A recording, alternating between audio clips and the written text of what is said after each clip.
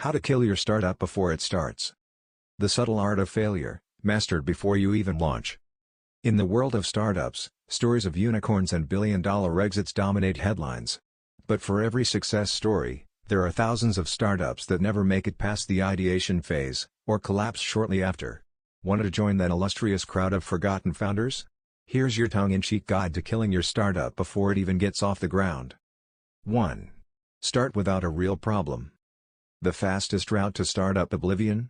Build something nobody needs. Fall in love with your solution and ignore the fact that there isn't a genuine problem it solves.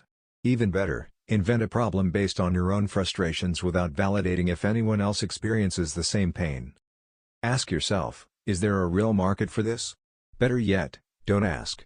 Just assume the world needs your idea as desperately as you do. 2. Ignore market research.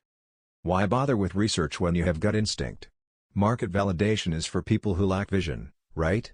Skipping customer interviews, surveys, or even a basic Google search ensures you're building blind, and that's exactly how startups fail gracefully.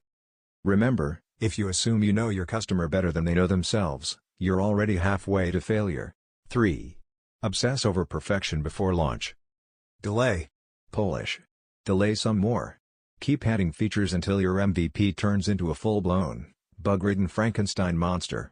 Spending months or even years in development without shipping is a classic way to ensure you never get customer feedback, or customers at all. Perfectionism feels productive, but it's a clever disguise for procrastination.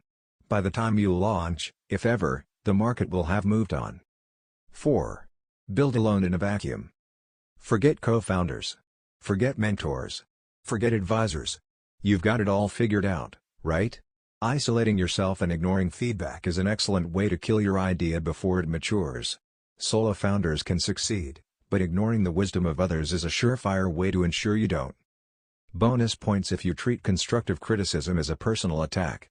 Ego-driven leadership is a powerful failure strategy. 5. Ignore the business side. You're a techie, not a salesperson. Or maybe you're a creative, not a numbers person. Either way, ignore the boring stuff, like revenue models, customer acquisition costs, and cash flow projections. Who needs a business model when your app looks cool? Spoiler, VCs and customers both care deeply about how you'll make money.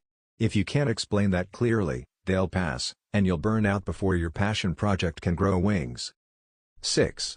Go big way too soon. Nothing says doomed like blowing your budget on a flashy launch, renting office space, or hiring a full team before you have product market fit. Growth is great, but premature scaling is a startup killer. Focus on getting a few paying customers first. Until then, you don't need an intern, an office, or an espresso machine. 7. Treat your startup like a side hustle forever. It's easy to say you're building a company. It's harder to actually commit. If you're not willing to give it real time and energy, the market will notice. Startups need focus and dedication. If you're seeing where it goes for years, chances are it's not going anywhere.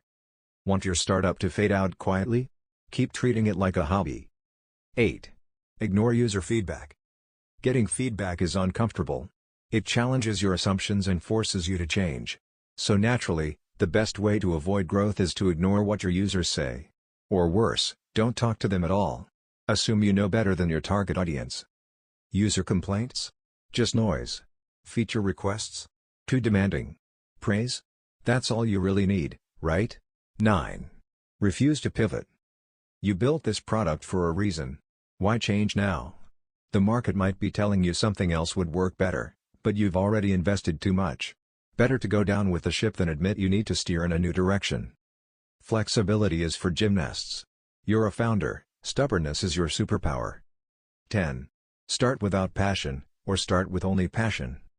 Starting without passion means giving up at the first major obstacle. Starting with only passion means ignoring the hard work of building a real business. Both ends of the spectrum are dangerous. If you don't care deeply about solving a problem, burnout will win. But if all you have is a vague passion for startups, and no clarity on what you're building or why, you're just spinning your wheels. Final thoughts: killing a startup is easy. Building one isn't. It's surprisingly easy to sabotage your startup before it even begins. Most founders don't fail because of one massive mistake, they fail because of a series of small, avoidable missteps.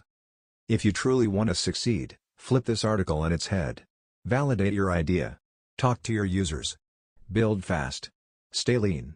Listen to feedback. Pivot when necessary. And most of all, show up, consistently and passionately.